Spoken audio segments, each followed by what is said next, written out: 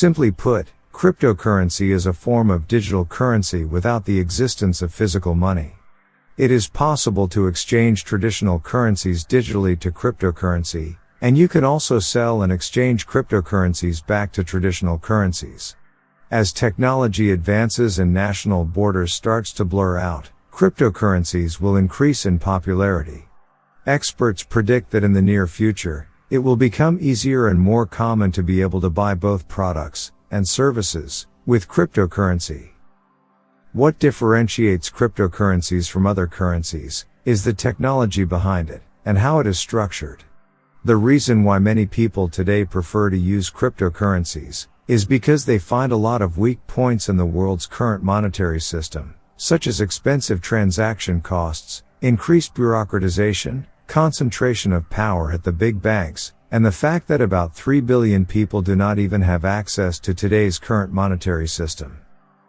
Proponents of cryptocurrencies believe that these problems can be solved if one instead switched to a new, and more up-to-date, currency system. With the help of so-called blockchain technology, cryptocurrencies are based on decentralization, which means that there is no single entity responsible for the currency, but instead, every computer in the network confirms the transactions that are made. In this way, unnecessary transactions between banks and other centralized intermediaries disappear, and transaction fees can be made both cheaper and faster. Before starting using cryptocurrencies, it is good to understand the very definition of money. The value in money does not become important until a number of characteristics are met. For example, sufficient people must use the currency, the seller must accept the payment method the buyer uses, parts of society need to accept cryptocurrency, and make sure that it is valuable, and will continue to be so for some time to come. The first cryptocurrency that was created is also the most known to the public, and that is Bitcoin. The founder of this blockchain process was created anonymously, who went by the name Satoshi Nakamoto. Although there were many other attempts to create cryptocurrencies several years earlier, Bitcoin was the first to formally introduce itself in 2008, and until 2011, Bitcoin was the only cryptocurrency on the market.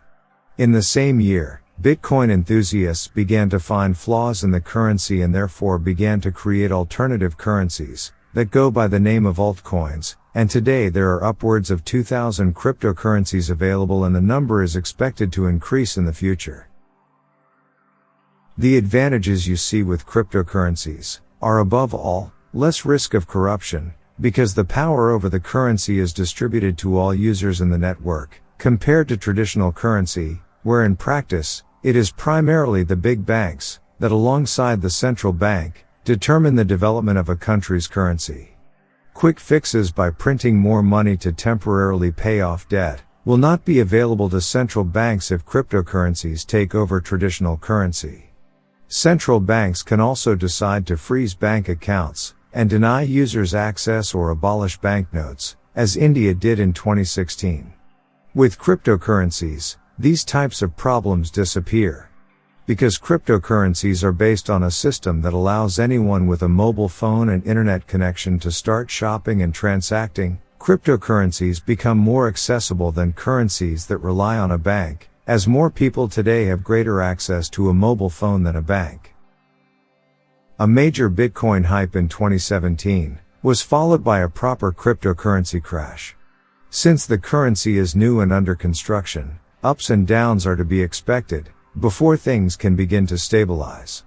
However, there are some myths surrounding cryptocurrencies that should be clarified. A big myth is that cryptocurrencies are only used by criminals, since the transactions are usually, but not always, done anonymously. This is of course not true.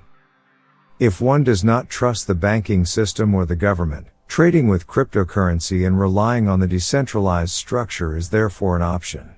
Also, there are some cryptocurrencies that are completely anonymous, but that is more an exception than a rule. As with other currencies and financial solutions, cryptocurrency trading also comes with risks. Regardless of whether you trade or invest with digital numbers or not, one should take into account that this type of currency is new, and one must therefore assess and understand the risks in advance. Since there is no regulations regarding cryptocurrencies, the price can quickly skyrocket, like in 2017, when Bitcoin increased by over 1,000% and then crashed, and was down to almost zero value shortly after. Experts believe that the older the currencies become, the more predictable they will be, and the patterns within cryptocurrency is already on its way to resemble the stock market. So far it can still fluctuate a lot, due to the lack of regulation and exposure to regulation, can turn into risk takers taking a chance and investing large sums in the cryptocurrencies. There are two different ways to start trading with cryptocurrency. Either you do it by buying a certificate that follows the course of the cryptocurrency, or you buy the cryptocurrency itself. When you buy via a certificate, this is done with an online broker. With that option, you do not own the cryptocurrency, but instead a certificate that follows the exchange rate for the selected cryptocurrency. One of the most popular certificates is Bitcoin XBT. However, if you choose the second option, you are actually buying the cryptocurrency itself and not a certificate. The method is more complicated but better if you want to learn more about cryptocurrencies and how they work.